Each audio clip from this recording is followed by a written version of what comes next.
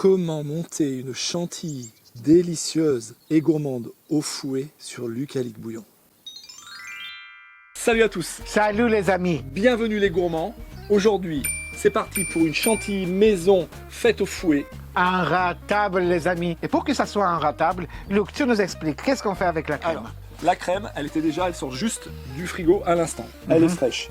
Alic, il va commencer au fouet dans un bol qui est resté une demi-heure au congélateur. Il va commencer à battre cette crème. C'est très important que le bol soit frais, que le fouet soit frais, que la crème soit fraîche pour qu'elle prenne plus facilement. La première étape, ça va être ça.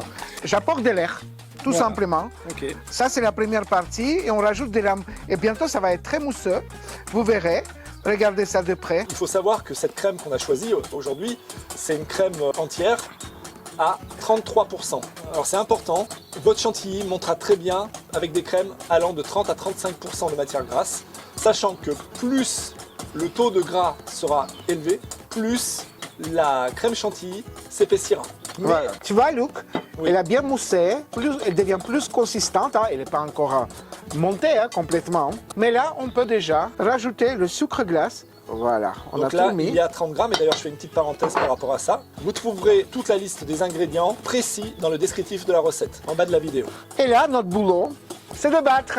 Allez, À musique.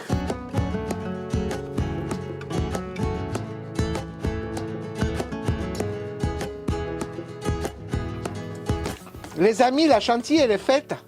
ouais. Elle est faite, vous voyez? Je la tourne, elle tient.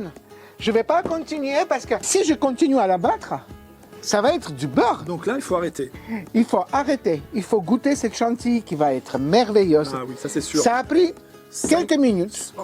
Allez, 6-7 minutes. Enfin, on s'est même relayé Ouais, une ou c'est deux vrai. fois. Mais franchement, le résultat, il est incroyable. Cette chantilly va pouvoir se conserver 24 heures au frais. Vous avez vu? Mais bon, nous, elle a une espérance de vie de même pas 2-3 heures. Donc voilà. 3 heures. Là, ça sera parfait pour manger avec des petites fraises, avec ce que vous voulez en fait. Hein. C'est pour tous les gourmands. N'oubliez pas de nous faire plaisir et De mettre un petit like ici, de vous abonner si ce n'est pas encore fait. ici. La cloche, elle va sonner quel jour, Alic? Vendredi à 18h, elle va faire zin, zin, zin. Et on vous dit à la semaine prochaine. Gros bisous et à très bientôt. Salut! Salut!